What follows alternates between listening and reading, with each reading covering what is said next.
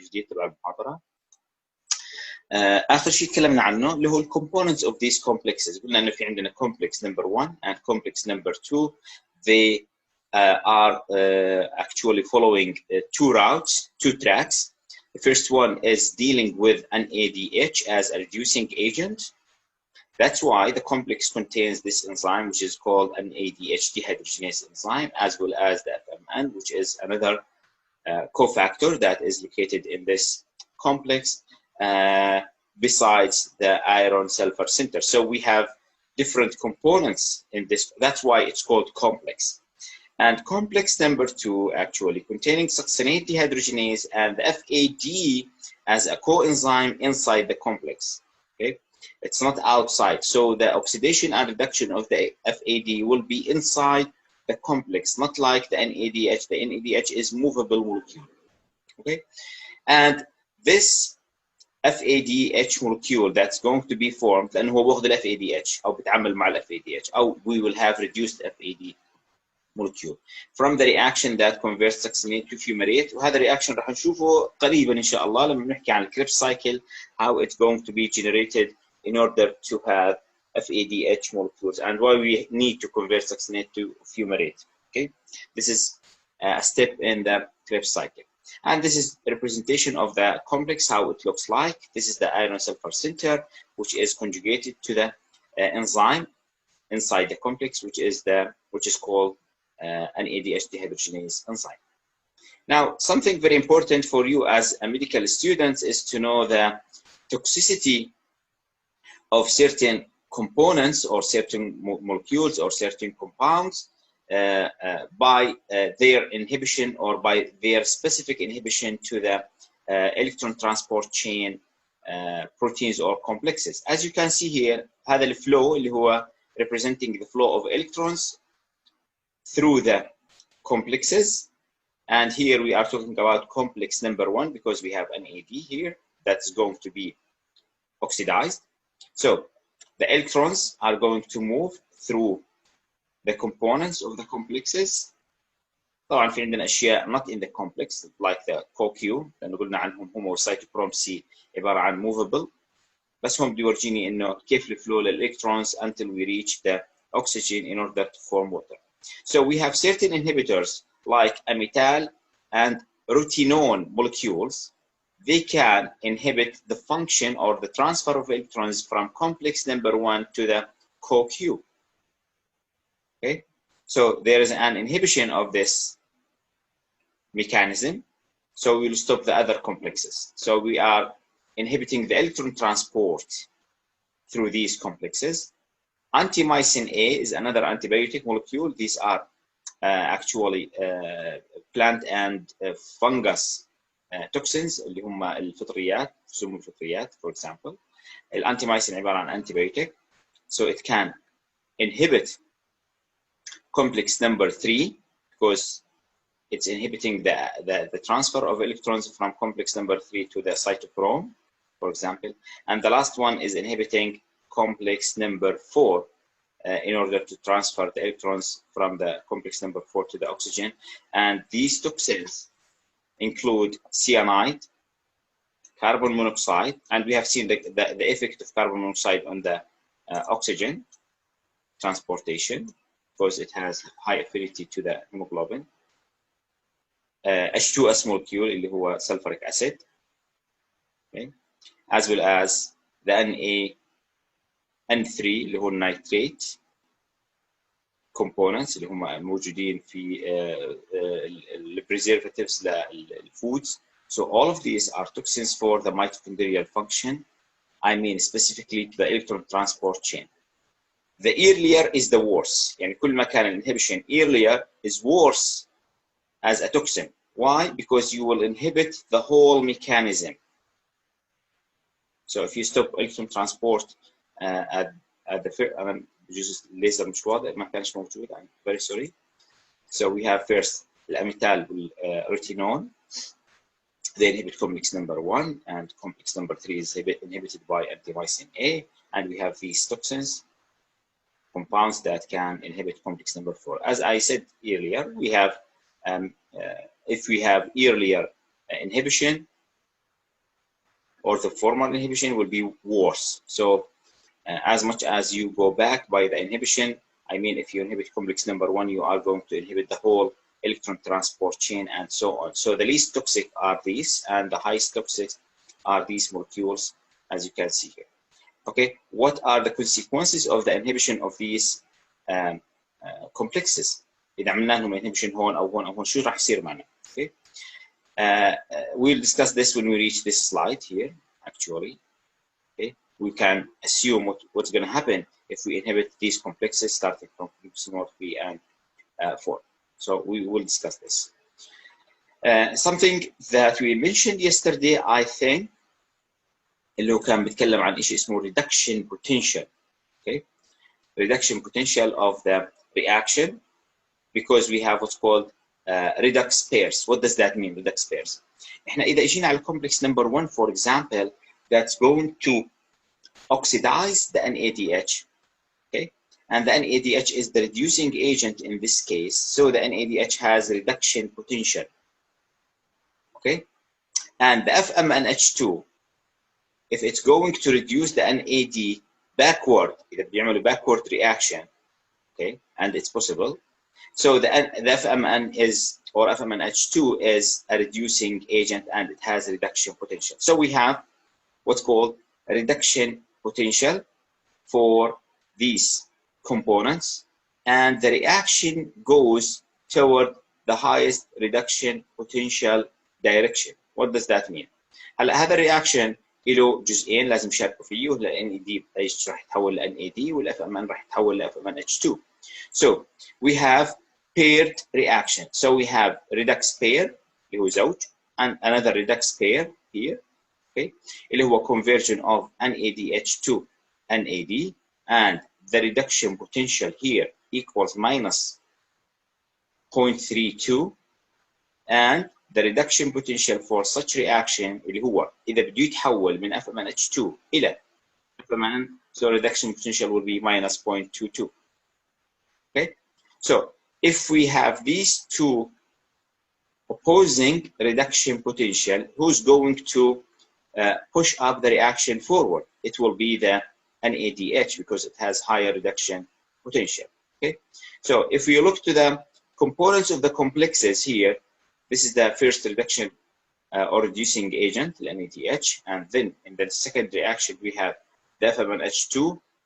In the third reaction, or this is a first complex, for example, and in the cytochrome C, for example, we have this reduction potential, and the oxygen has this value of reduction potential. So while you go down, you have higher number of reduction potential from mathematical point of view. I mean, it will be more positive, but when you have as a mathematical value less reduction potential, I mean, if you have more negative reduction potential, like the NADH, so it will be more powerful, more reducing agent, as well as this one compared to FMNH2 compared to the cytochrome C and compared to the oxygen. So if you go with the increased value of the numbers from the mathematical point of view, I mean more positive, you will have less reduction potential for that substance, okay, and higher reduction potential will be when we have higher negative value. Okay, so this is how we deal with the reduction potential. The larger negative has the larger reducing capability, okay, stronger to be reducing agent. That's why the reaction goes in this way, because every component like the NADH can reduce the second one and so on, because we have higher negative value in the left side compared to the right side of the complexes or the reducing agents. Okay, so this is the answer why the reaction from the beginning is not going not going backward, لأن هذا الإنزيم عبارة عن reversible enzyme. Okay, why the FMNH2 is not reducing the NAD plus, because it has lower reduction potential compared to the NADH molecule. So higher negative value معناها higher reduction potential. Okay, as you can see here. لكن من الناحيه الرياضيه الرقم اعلى، كل ما كان more positive معناها انه less reduction potential. Okay, here we have some relationships that we have to understand because we already discussed the delta G note as well as the reduction potential. Okay, and they have a proportional relationship. It means that if you have higher delta G, you will have higher reduction potential in that reaction. And we have these numbers, codes, you have to know them. As the textbook is saying, خلينا شوي نلتزم بالكتاب. The phosphorylation oxidation ratio for the NADH molecule. What does that mean? Phosphorylation oxidation. It means that if you oxidize the NADH, okay, in order to have NAD, at the end of the pathway, you are going to have phosphorylation. And this phosphorylation means how many ATP molecules that will be formed. So the ratio will be 3:1. So if you oxidize one NADH molecule, there will be 3 ATP molecules that will be formed. In fact, هم مش 3 ATP. هم exactly 2.5 ATP molecules. This is very important to know. So we have two values in textbooks. وليش عملوها 3 وليش عملوها 2.5؟ 3 هي عبارة عن تقريب لكمية ال ATP because you will not have 2.5 ATP. يعني مش عندنا نص ATP. Okay? So that's why the old references as well as this one, considering that we have 3 NADH or 3 ATP molecules that will be formed when we oxidize one NADH molecule. But in fact it's 2.5. هلا ما راح يجي سؤال اذا جي سؤال على سبيل المثال انه يعطيك الخيارين ضد بعض. اوكي، على سبيل المثال اذا صار عندنا اوكسيديشن ل 2 NADH molecule كم ATP راح ينتج؟ 6. exactly. هلا ما راح يكون بالخيارات 6 و5. السبب انه 5 still a choice and it's the right choice لانه كل NADH oxidation بعطينا برضه 2.5 ATP. اوكي كلير؟ فما راح يكون في confusion بالخيارات. فاذا كان عندك الخيار 5 او 6 كلاهما صحيح. فاين؟ ما حدش بكره يقول لي والله دكتور انت بتحسبها هيك والكتاب بيحسبها هيك، او هو مش انا اللي بحسبها. It's the right calculation and the reference is dealing with the old way of calculation اللي هو عمليه التقريب 2.5 بتصير 3 على سبيل المثال. The same thing here. The phosphorylation oxidation ratio for the FADH2, I mean if we go through complex number 2 وعملنا عمليه oxidation, so we will have 2 ATP molecules that will be formed per FADH2. كبير؟ او فعليا هي بتكون 1.5. وبالتالي كميه الطاقه اللي بتخرج من عمليه الاكسيديشن للجلوكوز مكتوبه بطريقتين بالكتب. 36-38 هيك اكتبوها. 36-38 depending على الاكسيديشن بروسيس. اوكي، هل هو aerobic ولا anaerobic for example او sorry if it's going to deal with certain shuttle pathway of the NADH molecules هذا راح نحكي عنه. or 32-30 يعني في لما بتعمل انت حرق للجلوكوز راح يعطيك كميه من الاي تي بي. هاي الاي تي بي يوجوالي انت بالمدرسه بتاخذه على شكل او اعطوك الرقم 38. هلا في عندنا شكل ثاني ممكن يغير الرقم ل 36. فاذا 38 او 36 هاي كميه الطاقه اللي راح تنتج من الاكسيديشن للجلوكوز. لكن اذا حسبناها على المبدا الموجود هون اللي هو 3:1 or 2:1 للFADH2. ولكن اذا كان هو 2.5:1 or 1.5:1 راح تكون كميه الطاقه كالاتي 30 or 32. هذا راح نحكي عنه مستقبلا ان شاء الله كيف نحسبهم، كيف نحسب كميه الاي تي بي اللي بتنتج من الاكسيديشن للجلوكوز. فما تخافوا، بس تتذكروا لي هون انه we have two ratios that we can deal with. Okay, pair of electrons transfer produces 52.6 kilocalorie, which is a huge amount of energy. Okay, that will be required for the energy production in the future اللي هو ATP molecules. Okay. Now, part of this energy اللي هو 21.9 is required for ATP synthesis لأنه قلنا هاي الكمية كبيرة. أوكي.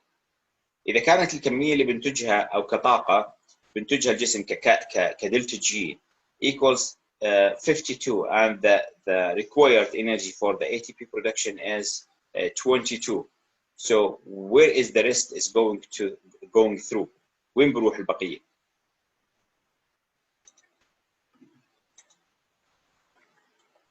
على شكل حرارة. Exactly. Okay. So it will be as a heat. So this is the source of the heat that we have. Okay. Right. So this reaction is the phosphorylation reaction that converts ADP to ATP. Okay. So the ADP by phosphorylation, okay, will form ATP, and we have here the source of the energy that will convert ADP to ATP, and the hydrolysis process will make dephosphorylation because this will produce energy in order to do certain reactions. So our aim is to have energy currency or energy molecules that will help us in order to perform reactions inside the body. Now, how we produce ATP? So we have to know that there is a hypothesis which is called chemiosmosis hypothesis, or chemiosmosis if you would, which is also known as Mitchell hypothesis. This hypothesis is actually based on the following mechanism, okay, and it was proven how it works. Okay, first of all, we have to reimagine the intermembrane structure. Okay, and here we have the intermembrane space. This is the inner membrane, sorry, structure, and this is the intermembrane space. And here down we will have the outer membrane of the mitochondria. Okay, so this is crystia of the inner membrane, and here we have the matrix. فإحنا ماخذين هذا الجزء من الميتوكوندريا. This is the inner membrane, this is the outer membrane, and here we have intermembrane space, and this is the matrix اللي هو البلو color. Okay, فهي معكوسة عن الصور الأولى على سبيل المثال. And if we start the oxidation process of the NADH molecule or electron transport chain, as you can see here, starting with NADH molecule, so we have to deal with complex number 1. And due to this, the complex number 1, I mean, due to the electron transport through the complex, okay, the complex will be activated to pump protons from the intermembrane, sorry, from the matrix to the intermembrane space, as well as complex number 3 and complex number 4. So we have amount of hydrogens will be pumped from the matrix to the intermembrane space. This process is called proton pumping. It means that we have protons that are pumped from the matrix to the intermembrane space, and it will cause high concentration of hydrogen ions. Okay, they will be increased in this site, and it will be more acidic. Okay, these protons actually have certain gate that will be responsible for the return of these protons from the intermembrane space to the matrix, and this route should be through complex number 5. احنا complex number 5 ما جبنا سيرته نهائيا الا ذكرا، يعني ذكرناه. complex number 5 احنا ما ذكرنا الا ذكر. هلا اذا بتلاحظ انه ما في هون اتصال بين الكومبلكسز اللي هم مسؤولين عن الالكترون ترانسبورت تشين وكومبلكس نمبر 5. Okay, this is very important. Complex number 5 is separate complex, and it's working when we have high concentration of hydrogen ions in the intermembrane space. These hydrogens will be transferred depending on the chemiosmosis principle. What does that mean, chemiosmosis? الاسموسيس ايش معناها؟ movement of water اللي هو بالعربي أخذتوها الخاصية الإسموزية. And here we have specific osmosis mechanism for the hydrogen, but I cannot call it osmosis لأن osmosis خاص بالwater, so that's why it's called chemosmosis. So the chemiosmosis is responsible for the returning of hydrogen ions through complex number 5 from the intermembrane space to the matrix. This movement of protons will cause a conformational change in the complex, especially the F1 domain, because the complex consists of this domain, which is called F1 domain, and the other domain, which is the intermembrane domain, موجودة في الممbrane. Okay, it's integrated, so it's called F0 domain. So we have F0 domain of complex number 5 and F1 domain, which is responsible for the phosphorylation process, conversion of ADP to ATP. Okay, and the ATP molecule will be used in order to have energy through, and it will be transferred to cells, for example, or from the mitochondria to the cells لأنه احنا موجودين في الماتريكس by ATP antiporter عبارة عن inner membrane transporter that will transport the ADP inside the matrix, and the ATP will be transported outside of the mitochondria in order to have it for the cell function. So this is how it works, and this complex actually is a miracle complex اللي هو complex number 5. Again أنا بدي أعيد القضية اللي هو you have higher concentration of hydrogen ions in the matrix due to the pumping mechanism اللي سببها حركة الإلكترونات الموجودة في الكومبلكسز. So it will generate electrochemical gradient بنسميها هون, and this is very important concept you have to remember, what's called electrochemical gradient. Okay, so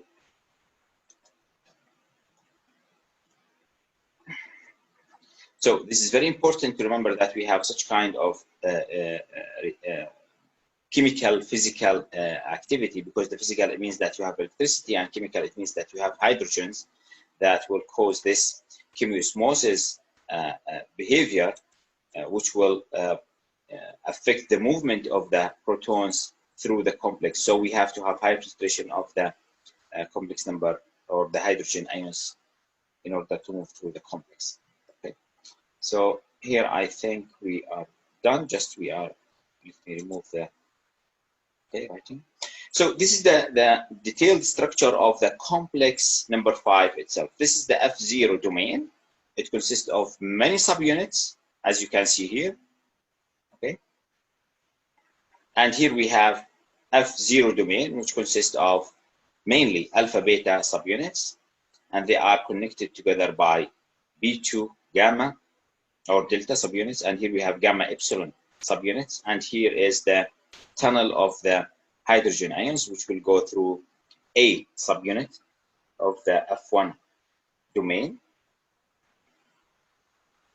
So as you can see, it's not just simple complex or protein in the inner membrane of the mitochondria. It's very complicated structure because it has to have kind of tornado rotation or like torpid rotation. I mean, these proteins are going to move when we have proton pumping. So it works as the water wheel اللي هو حجر الطاحونة اللي بيشتغل على المي.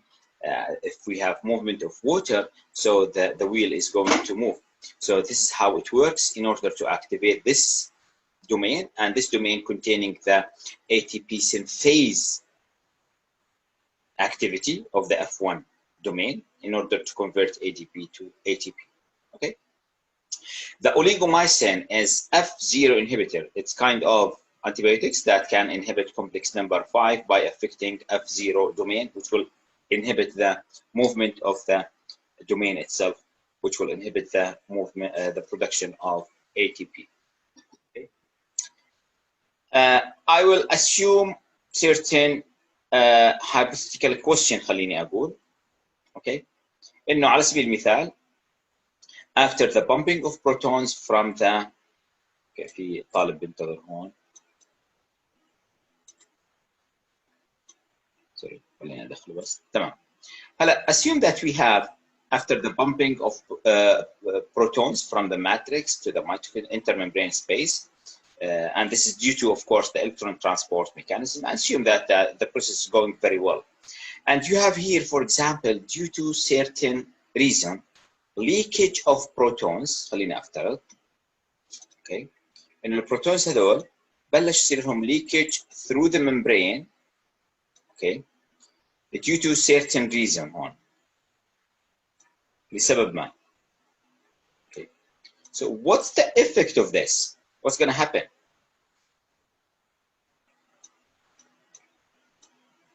So there will be no production of ATP, or this will affect the ATP production in the mitochondria because we have return of protons through an official mechanism. عملية تهريب راح تصير هون. Who's going to do that? Why we have such kind of mechanism? So it's kind of toxicity. We have certain molecules that can work as uncouplers. شو يعني uncouplers؟ لازم أعرف أول شيء شو الكابلرز عشان أعرف شو الانكابلرز. الكابلرز أو الكابلينج ميكانيزم هي عبارة عن الكابلينج this mechanism with this one. They are coupled. بمعنى آخر لازم يكون عندي electron transport chain and complex number 5 اللي هو ال ATP synthase اختصارا coupled. بمعنى آخر هاي الميكانيزم إذا اشتغلت so the ATP synthase will work. So this is called coupled or coupling. Who's going to break this coupling اللي هو uncouplers اللي حكينا عنهم. Uncouplers is clear here. Okay. So if this is the electron transport chain and we are pumping protons from the matrix to the inner intermembrane space here, for example, and this is complex number 5, which is responsible for the ATP synthesis, and this is the actually one of the couplers, okay, that can transfer protons from the intermembrane space to the matrix without going through complex number 5.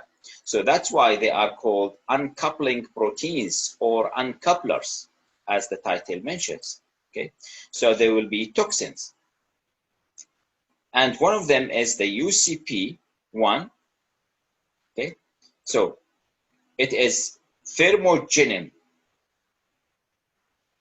uncoupler, so it's responsible for the transport of the protons through this unofficial or unusual mechanism. Why we have such kind of uncouplers? Because we need more heat rather than having more ATP. So they are responsible for the thermogenesis in order to produce energy as a heat rather than production of energy as ATP. And it's predominant in the brown adipocytes اللي هم موجودين بالinfants. That's why the infants usually can adapt with low temperatures because of this mechanism, okay? Because of the presence of these uncouplers. We have certain toxins like uncouplers اللي هم 2,4-dinitrophenol, for example, okay?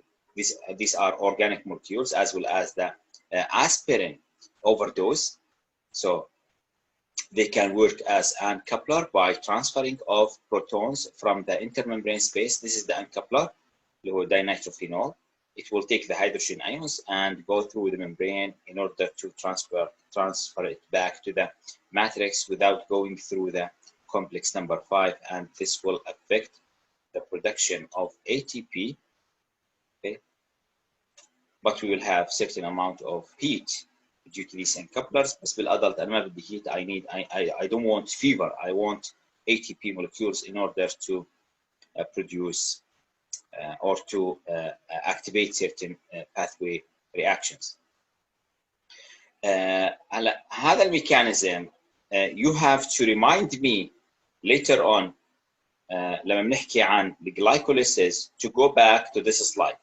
Okay, اللي هو عبارة عن shuffling mechanism of the NADH. هلا أنا ما بقدر أحكي عن shuffling mechanism لل NADH هون until I discuss the glycolysis. Okay, so you will not understand these reactions unless you understand the basic reaction or the basic pathway, which is the glycolysis pathway. This is very important. Okay. بس بشكل مختصر جدا, as you can see here, we have here the inner mitochondrial membrane, okay, and we have here an ADH molecule that wants to go through the mitochondria, and this is the cytosol, of course.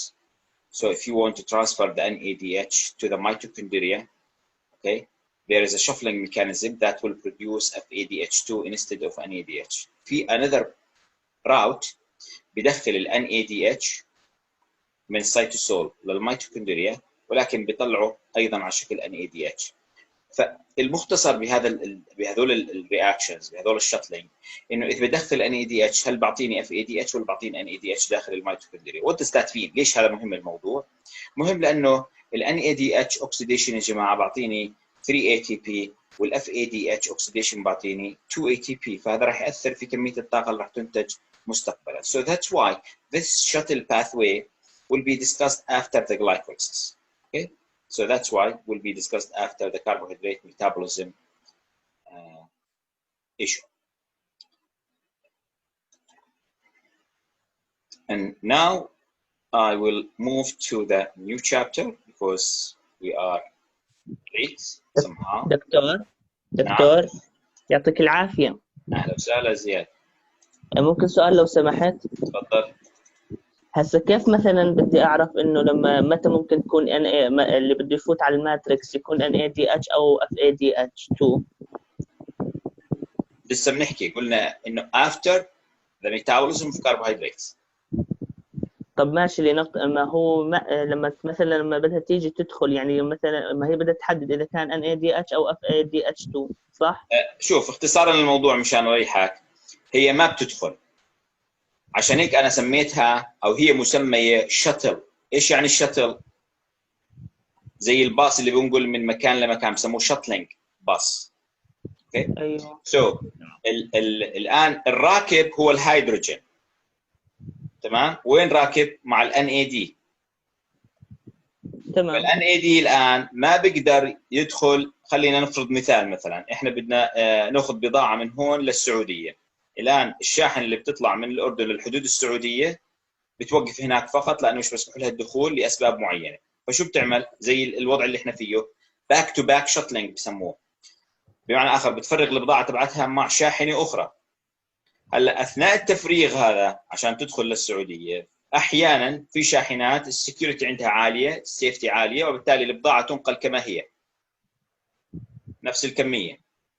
بعض الشاحنات بصير في تكسير, بصير في يعني corruption, whatever the cause, the amount of the stuff will be reduced. تماما عمليه شتلينج, بانه انا الهيدروجين بحمله لمولكيول اخر يستطيع الدخول من السيتوسول للماتريكس اوف ذا ميتوكوندريا, ولكن بحاجه انه ينقل بطريقتين, او ممكن نقله بطريقتين. واحده بتؤدي انه انا بفقد جزء من البضاعه, الهيدروجين, من الباور تبعته, لانه الكابلينج تبعه او الترانسفيرنج تبعه والشتلينج مختلف, او ينقل كما هو بامانه. ايوه. اوكي, والاثنين موجودين, الاثنين موجودين. ايوه. بس هذا المعنى, وراح نناقشها بتفاصيل, يعني ما تخاف. امور راح تكون يعني بكره راح تقول يعني هذا الموضوع سخيف جدا او سهل جدا لدرجه انه يعني نفهم كيف. أيوة. ليش بالكتب مكتوب 36 ATP وليش مكتوب 38 ATP. So that's the reason. أيوة. طيب تمام. الان اذا بدنا نحكي عن العفو زين, اذا بدنا نحكي عن خليني بس اروح على الشيرنج.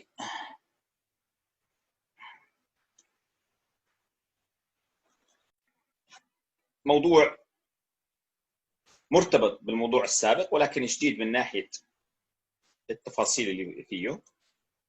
مرتبط لانه احنا بدنا نحكي عن الميتابوليزم of carbohydrates and how these carbohydrates are going to be used as a fuel molecules in order to produce energy. Okay, this is. وانا بالمناسبه بعثت الشابترز على الايميل تبع يزن, هو السي ار تبعكم, المفروض زودتكم فيهم. حاولت اعمل ابلود على الفيسبوك على الجروب يعني, ما حملهم، ما بعرف شو السبب، ولكن برجع بحاول مره ثانيه اليوم ان شاء الله، او ماكسيمم بكره بكونوا موجودين على الفيسبوك جروب. بس انا لغايه شابتر 8 كله اعطيته ليزن، لانه كان في انا ما بعرف انه مش واصل للطلاب عن طريق الاي ليرنينج، لانه الاي ليرنينج نفسه فيه مشكله.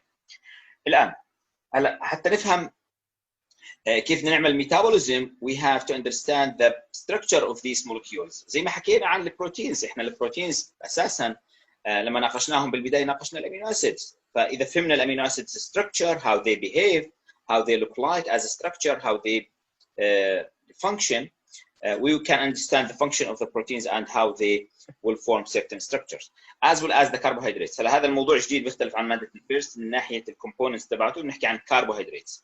So we have to introduce carbohydrates to you in order to understand the next 3 chapters that are talking about the metabolism of the carbohydrates. So basically what are the carbohydrates? What's the meaning of carbohydrates, which is this term, and how they are different from the hydrocarbons. We have 2 organic definitions of the carbon hydrogen containing molecules or carbon water containing molecules. We have carbohydrates and we have hydrocarbon.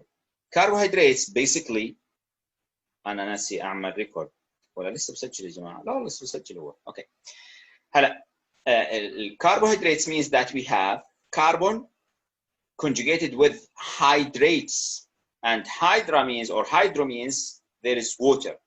So carbon with water is the definition of the carbohydrates. So if it's watery carbon, that's the meaning إذا بدك إياها مجازيا. Okay, watery carbon. But hydrocarbon means that you have hydrogen and carbon. It's completely different. اللي هم الأورجانيك molecules الثانيين اللي ما فيهم مش water. They are just CH for example.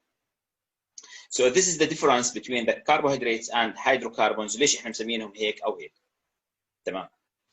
الآن الcarbohydrates in general that we are going to deal with also called saccharides اللي هم السكريات.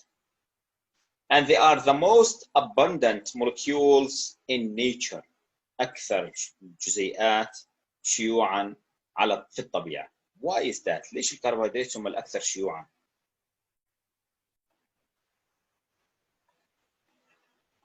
أكثر molecules مش atoms موجودين في الطبيعة. شو السبب؟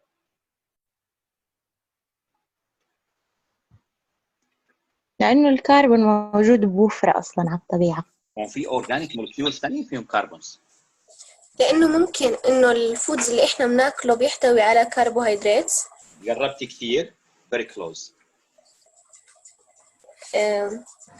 لأن المزود الرئيسي للطاقة. هلا إحنا في عندنا كائنات كثيرة مثلاً حيوانات وبمختلف أو ممالك كثيرة موجودة في الطبيعة. 4 ممالك استثنيناهم وقلنا إنه المملكة النباتية هي الأكثر وجوداً على سطح الكرة الأرضية. أوكي.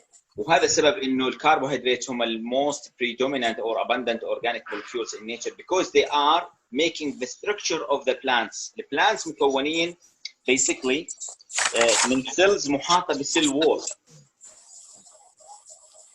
And this cell wall composed of إيش يا جماعة؟ cell wall للبلانت مكون من إيش؟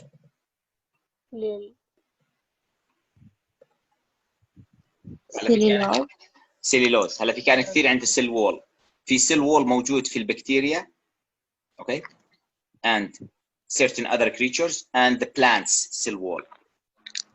في اختلاف شاسع بينهم. اوكي هلا السيل وول موجود في البلانت اللي هو مكون من السيلولوز. That's why it's very abundant. Okay, so the cellulose is a carbohydrate molecule and it's abundant in nature because of the abundancy of the plants. لأنه النباتات هي الأكثر وجوداً كغطاء. تمام. And the carbohydrates also have wide range of functions due to their capabilities of diversity or diverse structures. We can make different mixtures of these carbohydrate molecules in order to make different structures, and that's why we'll have different functions. Okay. ففي variations كثيره موجوده في الكربوهيدرات، لانه انا بقدر اعمل conjugation between the subunits of carbohydrates to make different structures. على سبيل المثال مثلا الجلوكوز انا بقدر اعمل منه سيلولوز اللي موجود في البلانتس، وبقدر اعمل منه ستارتش برضه موجود في البلانت، ولكن في difference هائل بينهم. واحد water soluble and can be digested, the other one is not digested by the animals for example. هذا بس مجرد من الجلوكوز نفس المركب، بس غيرت بالروتيشن تبعه طريقه ارتباطه فعملت two different molecules. اوكي هلا due to the abundance of the carbohydrates in nature, there is a science that is called the glycome. Okay, it's the full set of carbohydrates produced by an organism. العلم اللي بدرس كل الكربوهيدرات اللي بتنتج من الاورجانيزم is called the glycome. شو معنى هذا الكلام؟ في عندنا شيء اسمه بروتيوم، في عندنا شيء اسمه جينوم، وبالتالي عشان نفهم شو يعني جلايكوم، الجينوم يا جماعه مثلا الجينوم البشري شو معناه؟ كل الكومبوننت، كل المادة الوراثية للكائن الحي. exactly لهذاك الكائن. genome of a human for example or genome of E. coli، كل واحد له جينوم خاص فيه، معناها الجينيتيك ماتيريال كومبوزيشن اللي موجود فيه، جينيتيك كونستيتيوشن الموجود فيه. الان البروتيوم كل البروتينات اللي موجوده في هذا الكائن. على سبيل المثال بنحكي عن كائن مش الكائنات كامله، كل كائن لحده، بس الانسان لما بحكي انسان مثلا يعني كانسان مش كشخص. the same thing the glycome اللي هو كميه الكربوهيدرات او انواع الكربوهيدرات اللي بيكونها هذاك الاورجانيزم تختلف من كائن الى اخر. So we have a science that is after the genome and the proteome, which is called the glycome. And the abbreviation of the carbohydrates is CH2O. It means that we have carbon, as you can see here, لأنه هذا شيء مهم جدا بالnomenclature للcarbohydrates, and we have the water molecule. So it contains two components, hydrated water or sorry, hydrated carbon, which means that you have carbon and water. Okay, and the carbon number should be more than 3. يعني ما بزبط هذا اسميه كربوهيدرات، ولا C2H4 for example O2 اسميه كربوهيدرات.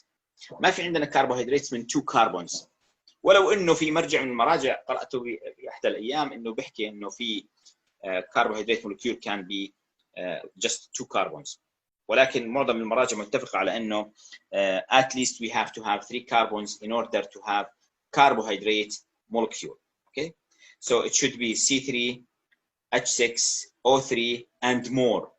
ودائما الهيدروجين هو ضعف الكربون او ضعف الاكسجين، لانه بطبيعه الحال هو عباره عن ووتر مولكيول، فهو مرتبط مع عدد ذرات الاكسجين، وعدد ذرات الاكسجين هو دائما يساوي لعدد ذرات الكربون في الكربوهيدرات. So these are the general properties of carbohydrates.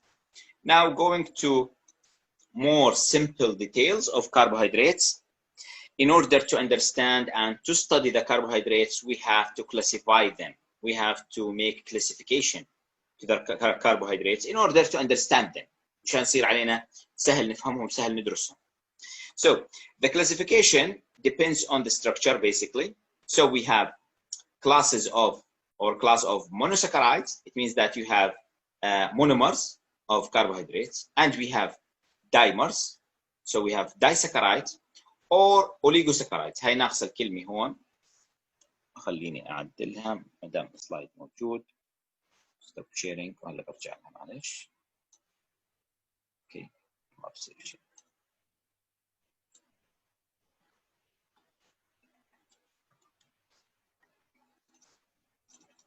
Okay, so we have what's called monosaccharides اللي هم السكريات الأحادية، السكريات الثنائية disaccharides. We have trisaccharides if you would، ولكن كلهم نسميهم احنا oligosaccharides المكونين من أكثر من 3 وحدات أو 3 وحدات وأكثر. So we have to have also a certain number of carbohydrate molecules. We have what's called polysaccharides. So this is the classification according to the structure or the composition of these carbohydrates molecules, as well as the functional group. So we have to follow 2 criteria, اللي هو the number of the units as well as the functional group of these carbohydrate molecules اللي هم هل هم aldehydes ولا ketones. Okay, that's why they are called aldoses and ketoses. To make it simple for you, السكريات ممكن تكون أحادية ثنائية أو متعددة أو بولي كثير، يعني بمعنى آخر متعددة بشكل من 3 إلى 10 if you would، هذول نسميهم اوليغوساكرايدز. هلا من ناحية الألدوزز والكيتوزز نيجي عليهم هون عشان نفهمهم على واحد من السمبل and smallest carbohydrate molecules اللي هو عبارة عن مونومر. Okay, so we have here a glyceraldehyde molecule which is a carbohydrate molecule because of the following criteria. First of all, we have 3 carbons, 3 oxygens, and 6 hydrogens. Okay, as well as this one, dihydroxyacetone, consists of 3 carbons, 3 oxygens, and 6 hydrogens. Okay, and both of them are called carbohydrates. لو كان عندي مركب آخر هون فيه 3 كربون 6 هيدروجين 3 أكسجين, maybe it cannot be called carbohydrate because of the following. الكربوهيدرات بالإضافة للنسبة إنه هو يكون عندنا 3 ذرات كربون وضعفهم من الهيدروجين و3 ذرات أكسجين على سبيل المثال، هذا أصغر واحد. We have to have these functional groups, this one and the other one here. So if we have aldehyde group اللي هي عبارة عن carbonyl group جاية terminal، شو يعني terminal؟ على الطرف. أو carbonyl group جاية lateral، شو يعني lateral؟ على جنب. Okay. This group is called aldehyde and this group is called ketone. So this is called keto group and this is called aldehyde group. ولأنهم تابعين للسكريات لأنه هذا عبارة عن sugar molecule or saccharide or carbohydrate molecule. So they have to be called aldose. So in this case, this one is aldose and this one is ketose. So we have this suffix which is ose, which means that we are talking about carbohydrate. عشان هيك احنا السكريات لما بتقرأ عنهم بتشوفهم بالشكل الآتي مسميين erythrose, ribose. خليني بس احط الليزر معلش. As you can see here, erythrose, ribose, glucose, pseudoheptalose, for example. Numeric acid is another يعني exception of like the glyceraldehyde molecule انهم عبارة عن اسماء ما فيهم مش اوز، ولكن اذا بتطلع عليهم هنا من ناحيه عدد الكربون تريوز، تتروز، بنتوز، هكسوز، هذا التصنيف بناء على عدد ذرات الكربون الموجوده فيه. Okay, so if you have 3 carbons it will be called triose. ففي عندنا تريوزز بمعنى اخر في عندنا هذا تريوز وهذا تريوز. هلا اذا بدي اصنفهم انا او اسميهم تسميه صحيحه او اعطيهم description، المفروض هذا كمان نتناقش الموضوع ايام البيولوجي وبنلاحظ انه نربط البيولوجي كثير في اللي احنا بنحكي عنه. هلا هذا الشوجر اللي هو الجليسرالديهايد عباره عن الدوز، بنفس الوقت هو عباره عن تريوز شوجر، بينما الاخر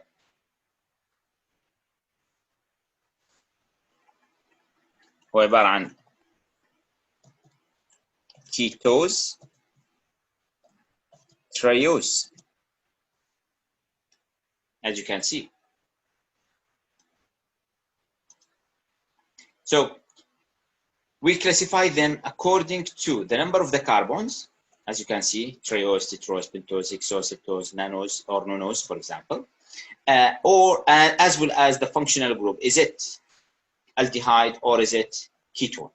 Okay, this is very important when we talk about carbohydrates. This is when we talk about monosaccharides. Later on, these monosaccharides can be conjugated in order to make disaccharides.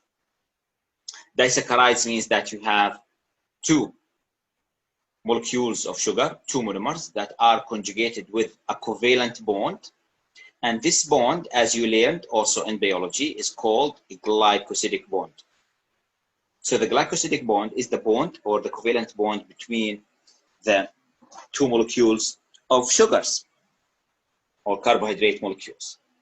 And in this example, if we have galactose, such as this case, we have here, for example, galactose and glucose, we will have a dimer of sugar that is known as lactose, اللي هو بتعرفوه بسكر الحليب.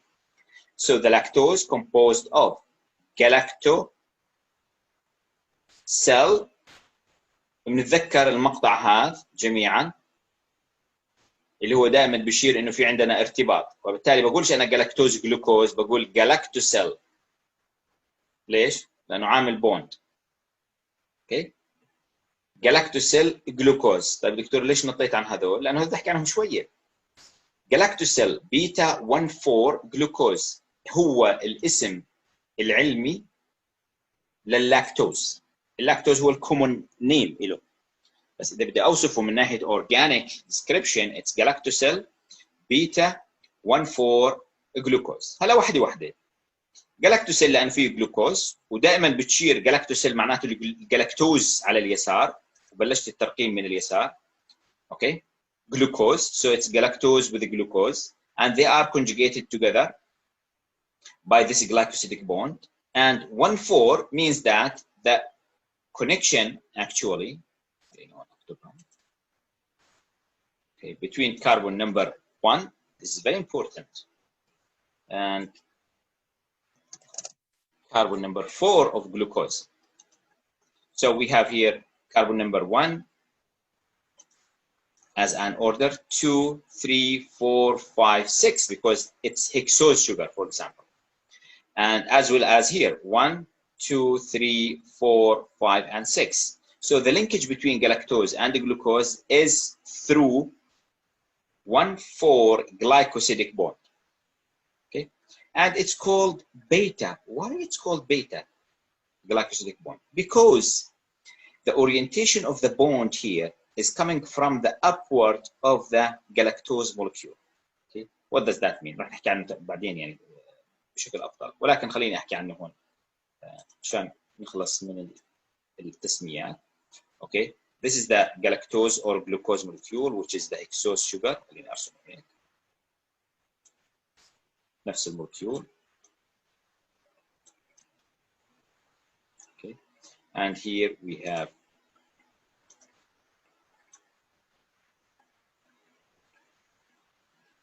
the oxygen, as you can see, and the carbon number 1 here on.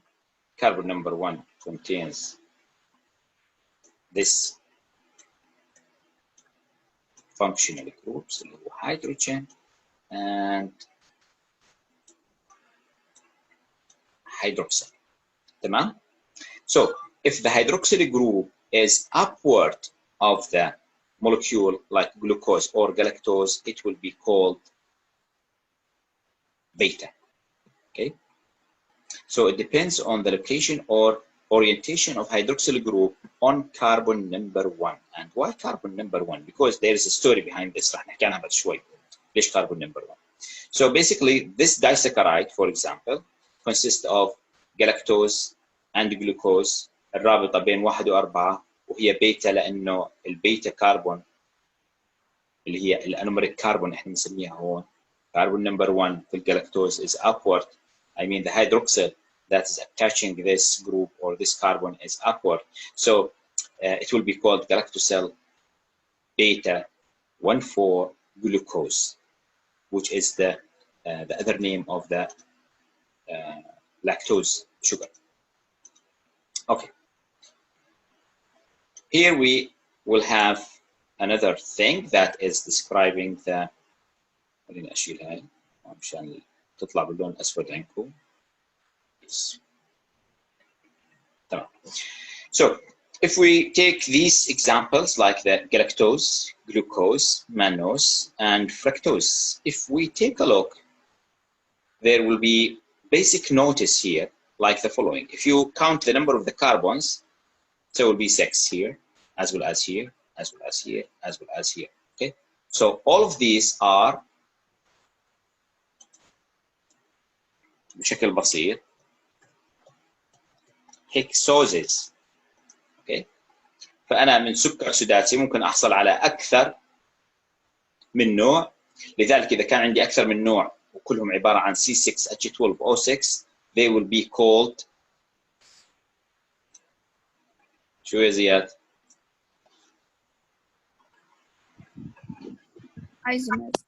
ايزومرز. شوفوا أنا ملاحظ ملاحظة، يمكن 3 اللي صحيين معي. ما بعرف بكون هو نسبيا يعني 35 كمان من 400 يعني عدد غير مقبول صحيح. دكتور أوكي. سؤال زياد. هسه لنفترض مثلا مش في عندك بيتا، طب لنفترض ال OH كانت داونورد مش ابورد، بتكون الفا؟ الفا يا سيدي بالضبط. تمام، شكرا دكتور. شكرا لك على السؤال. الله يسعدك. طيب وين طبعا انا ليش بحكي مع زياد كثير او بطرح اسم زياد؟ لان زياد صادفته اكثر من مره عندي بالمكتب بسال عن اشياء، دائما متابع ودائما قلقان بالنسبه له الوضع الدراسي، انه بتابع يعني طالب متابع كويس، فعشان هيك انا بتذكره من صوته. نرجع لموضوعنا، خليني بس اضبط السكرين شوي. stop sharing here okay. and start sharing again. Okay, we are good. So going back to the isomers story, and we have here down also the word says that we have epimers. What does that mean? نفهم شو يعني isomers شو يعني epimers. هلا isomers معناها انه عندي المولكيولز they have same chemical formula but they have different structural formula. Okay, but the epimers is different thing. Okay, I mean epimers are also isomers but they have a specific description. In order to understand this, let's discuss these examples. The glucose molecule, for example, is as a chemical formula C6H12O6, okay, as well as the glucose. Okay, C6H12O6 كلهم هيك السكريات الموجودين امامنا هذول هيكسوزز. So the difference between galactose and glucose, as you can see here, if you follow the carbons one by one, you will notice that we have here this difference. Okay, at carbon number 4, we have different orientation of the hydroxyl group. One of them is in the left side or on the left side, and the other one is on the right side. Okay, ففي difference بالorientation للهيدروكسيل جروب او بالجيومتري الكربون نمبر 4 بالنسبه للجلوكوز والجلاكتوز. So glucose and galactose are isomers first of all, and they are epimers, but you have to specify that you have to say that they are C4 epimers, which is here. بمعنى اخر انه هذول المولكيولز الجلاكتوز والجلوكوز they are isomers and they are epimers at carbon number 4. يعني بيشبهوا بعض كثير ما عدا اختلاف في carbon number 4. The same thing if you compare glucose for example with mannose, but in this case they are C2 epimers. Now if you compare the glucose, خلينا اغير اللون هون. Okay. The glucose with the fructose. Okay. As I mentioned before, إن كلهم هذول هيكسوزز، ولكن هاي المجموعة تحديدا عبارة عن الدوز ولا كيتوز؟ الدوز. الدوز. ليش؟ لأنه إذا نطلع على الكربون الجروب موجودة هون. Terminal. Carbon number 1, yes, it's terminal. So, but in this case, it's lateral. So, glucose and fructose are isomers.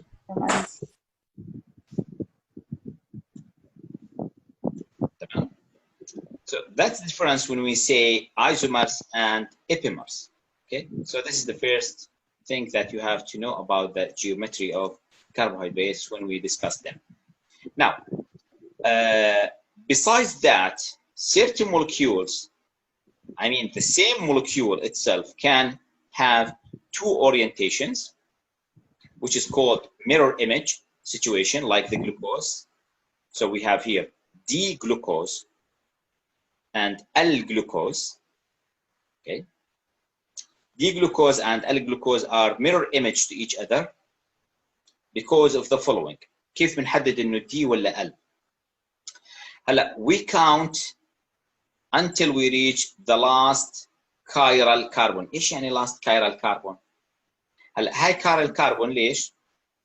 لانه حولها 4 مجموعات مختلفه. حولها 4 مجموعات مختلفه. Exactly. So the last chiral carbon is this one لانه بعديها اخر وحده طبعا هون راح تكون كربون رقم 5. Okay in this case. هلا هاي الكربون اللي هون حولها 2 hydrogens لانه ال H2 معناها it means that you have hydrogen here and so it will be achiral. So this one is called last or farthest achiral carbon, or sorry, the last or farthest chiral carbon or asymmetrical carbon, the same thing. And the orientation of the hydroxyl group is in the left side. So that's why it's called L, glucose. طبعا L مش من left, هي كلمة لاتينية. I don't remember the origin of that word, but I remember this one اللي هو diestra. Diestra means the right side. So the same carbon, we have right side hydroxyl group.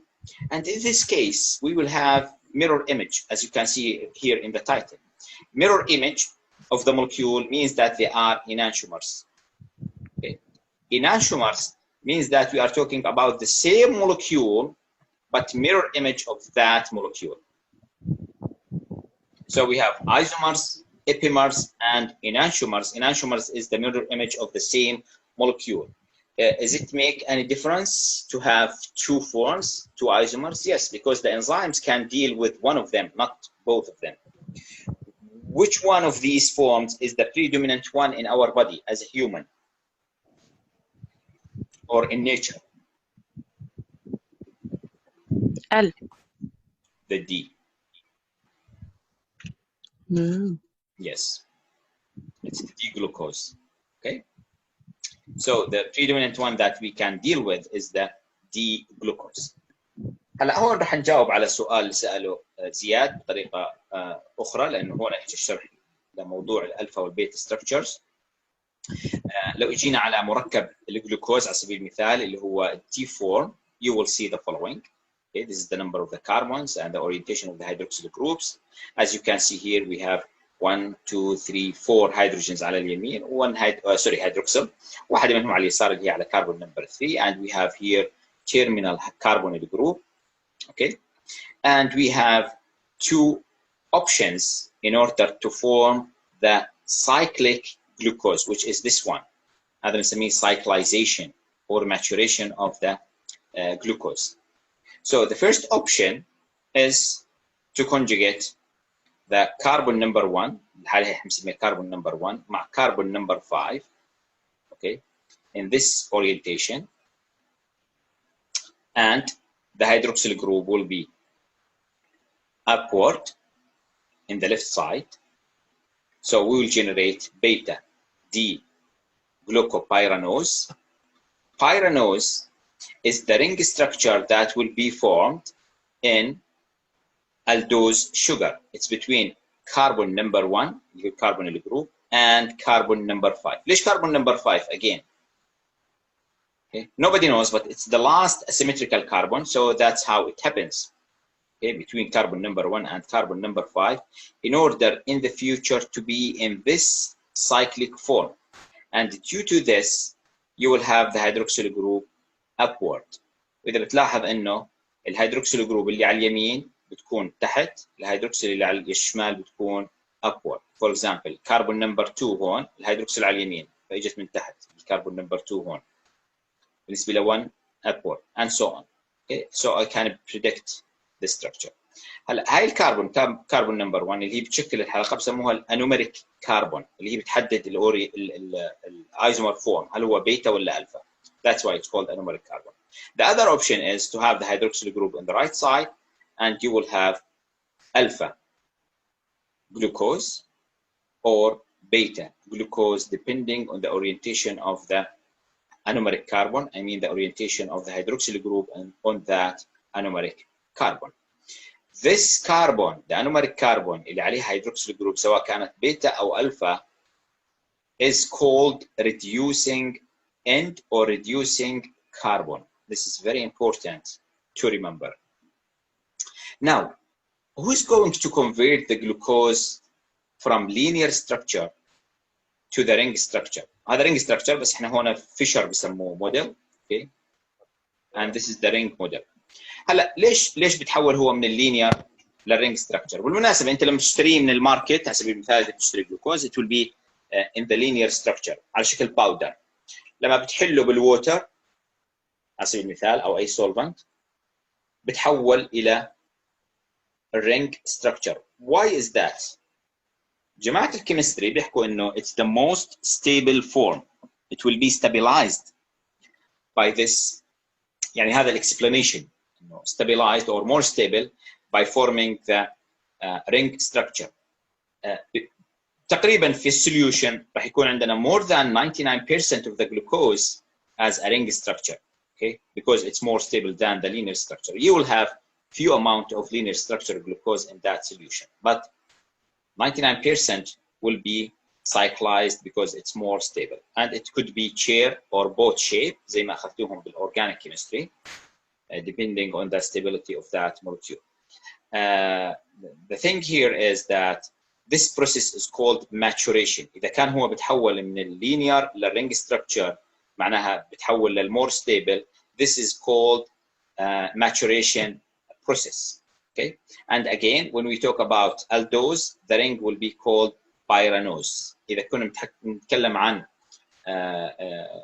ketose sugars راح تكون اسمها furanose ring لأنه الرابطة راح تكون بين carbon number 2 carbon number 5, so we will have different structure. This one is called pyranose, okay, and the other one will be called furanose. Something خليني أكمل هاي بعدين بعطيك تسأل. Something very important for the reducing end here, if we have any reducing sugar, it means that it can be detected by Benedict solution. Benedict solution عبارة عن تيست احنا بنستخدمه في المختبرات، qualitative test بسموه لفحص وجود الشجر باليورين على سبيل المثال. If we have reducing sugars in the urine، وهذا بظهر في الناس اللي عندهم diabetes، وبالتالي reducing sugar test هو من الفحوصات البسيطة، عبارة عن Benedict solution كبر سلفيت solution، عبارة عن كبر بتفاعل مع الشجر بعطينا لون مختلف. الكبر لما بيكون دائب بيكون لونه أزرق، لما بتفاعل مع الشجر بتحول إلى ألوان أخرى من ضمنها الأصفر والأحمر والبني، وهذا بيعتمد على كمية الشجر في اليورين. So it's kind of a laboratory test in hospitals or clinics in order to see if we have sugars in the urine. لأنه normally we don't have sugars, especially glucose in the urine. سؤالك. دكتور دائما الكربون الأولى مع الخامسة أو الثانية مع الخامسة. Yes. والسؤال الثاني إذا ممكن هلا في حالة الهكسوز، في حالة الهكسوز هذا. بس بالهكسوز يعني باقي الهكسوز مع السكريات إذا كان بنتوز it will be with 4. يعني the last chiral carbon. Yeah. تمام. وبدي أسأل سؤال ثاني إنه كلياتهم بتحولوا من لينير إنه يصيروا رينج. Yes, they are more stable when they are in the linear form. أوكي تمام يسلم. قصدك بالرينج فورم. Yes, more stable in the ring form. Yeah. أوكي تمام يسلم. العفو. حد عنده سؤال يا شباب؟ Because we are done today. دكتور أنا بعد إذنك. تفضلي حلا. دكتور حكيت عن الريديوسينج اند هي نفسها الانوميريك كاربون ولا؟ Yes, the anomeric carbon. Yeah, anomeric carbon is the reducing end when it has the hydroxyl group. أيوة تمام شكرا. العفو. دكتور لو سمحت، تفضلي يا دكتور. شو الفرق بين الأوليغوساكرايد والبوليساكرايد من حيث العدد؟ الأوليغو بشكل عام سواء كانت ساكرايدز أو غيره هم بيحددوها تقريبا بين 3 و10 units. They can be called oligo. Okay, small fragments. هلا واحد راح يجي يقول طيب 11 أو 13 يعني شو بنعتبرها أوليغو ولا بولي؟ هي قضية يعني فيها subjectivity نوعا ما، بس السمول fragments إحنا بنسميها أوليغوز. large fragments we call them polymers. أيوة thank you. Yeah, شكرا. طيب نشوفكم بكرة إن شاء الله الساعة 9:30 إلا إذا حدا عنده سؤال أخير.